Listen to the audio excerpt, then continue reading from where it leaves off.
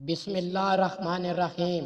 السلام علیکم دوستو، جیسا کہ ہم جانتے ہیں خانہ کعبہ اپنی تعمیر کے بعد سے ہی زائرین کے لیے عقیدت کا مرکز رہا ہے۔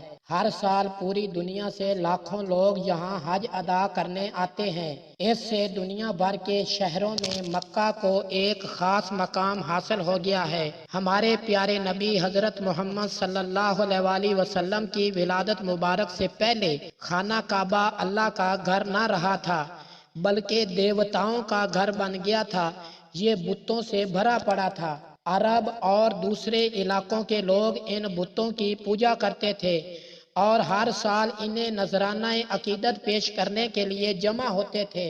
اس وقت پڑوسی ریاست یمن پر ابرہہ کی حکومت تھی۔ وہ ایک طاقتور، مغرور اور متکبر حکمران تھا۔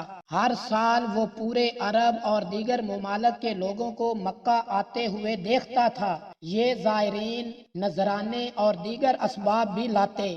مکہ کے رہنے والے نہ صرف انہیں رہائش، پانی، خوراک جیسی خدمات فراہم کرتے بلکہ ان کے ساتھ تجارت بھی کرتے۔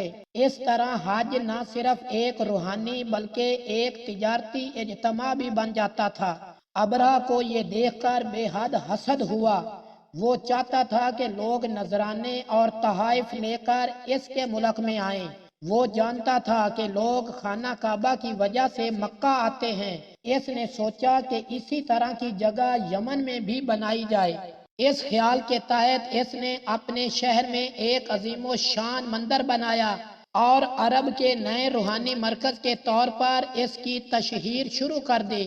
اس نے دعویٰ کیا کہ اس کا مندر کعبہ سے بڑا اور بہتر ہے۔ اس کا شہر مکہ سے زیادہ خوبصورت اور ترقی یافتہ ہے۔ اس نے تجارت کی خواہش رکھنے والوں کے لیے زیادہ اقتصادی مواقع فراہم کرنے کا وعدہ بھی کیا۔ غرض کہ اس نے اپنے مندر کو زائرین کی توجہ کا مرکز بنانے کی ہر ممکن کوشش کی، لیکن تجارت کے مواقع یا بہتر سہولیات کے لیے کعبہ میں نہیں آتے تھے۔ وہ عمارت کی شان و شوکت یا شہر کی ترقی کو سراہنے کے لیے نہیں آتے تھے۔ وہ یہاں اس لیے آتے تھے کیونکہ یہ خدا کا گھر تھا۔ وہ بے شک اللہ کے راستے سے بھٹک چکے تھے مگر اب بھی کعبہ کی نہایت عزت و تکریم کرتے تھے۔ ابرہہ کے مندر میں کوئی نہ آیا بلکہ لوگ اس کے دعوے سن کر بھڑک گئے۔ قریش سے تعلق رکھنے والا ایک آدمی یمن گیا، مندر پر گندگی دیکھ کر دوبارہ واپس آ گیا۔ اس پر ابرہہ طیش میں آ گیا۔ اس نے فیصلہ کر لیا کہ مکہ پر حملہ کرے اور خانہ کعبہ کو تباہ کر دے۔ اس نے ایک وسیع فوج اکٹھی کی اور مکہ کی طرف پیش قدمی کرنے لگا۔ یہ واقعہ اسی سال پیش آیا جس میں بعد ازاں نبی اکرم صلی اللہ علیہ وآلہ وسلم پیدا ہوئے تھے۔ ابرہہ کی فوج کا بڑا حصہ ہاتھیوں پر مشتمل تھا۔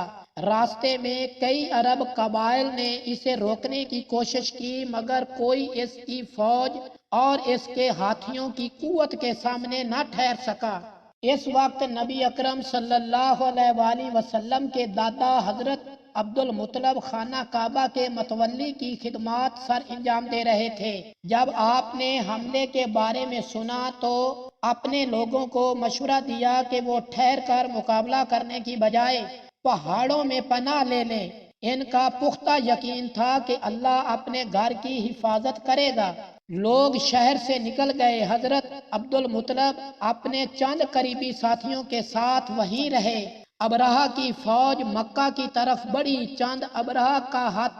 جب ابرہہ کا ہاتھی مکہ کی طرف سرحد پر پہنچا تو دھپ سے بیٹھ گیا اور ذرا برابر بھی جنبش کرنے سے انکار کر دیا۔ مہاوت نے پوری کوشش کی مگر ہاتھی اپنی جگہ سے نہ سرکا۔ اسی وقت ابابیلوں کا ایک جھنڈ نمودار ہوا۔ ان کی چونچوں اور پنجوں میں مسور کی دال کے دانوں کے برابر کنکر دبے ہوئے تھے۔ ابابیلوں نے ابرہہ کی فوج پر ان کنکروں کی برسات کر دی۔ جس کسی کو بھی یہ پتھر لگا اسی وقت یہ تھوڑی دیر بعد ہلاک ہو گیا۔ ابرہہ یمن کی طرف بھاگا لیکن اللہ کے بمباروں کے ہاتھوں بری طرح گھائل ہو گیا۔ اپنی سلطنت میں پہنچنے سے پہلے اس کی جان نکل گئی۔ ابرہہ کی موت ایک تنبیہ ہے جو لوگ اللہ کے سامنے سرکشی دکھاتے ہیں، اذیت ناک زندگی اور ذلت امیز موت ان کے مقدر میں لکھ دی جاتی ہے۔ جب اللہ آپ کو سبق سکھانے کا فیصلہ کر لے تو کوئی آپ کو بچا نہیں سکتا، چاہے آپ کتنے ہی طاقتور حکمران ہوں اور آپ کی فوج کتنی ہی بڑی کیوں نہ ہو۔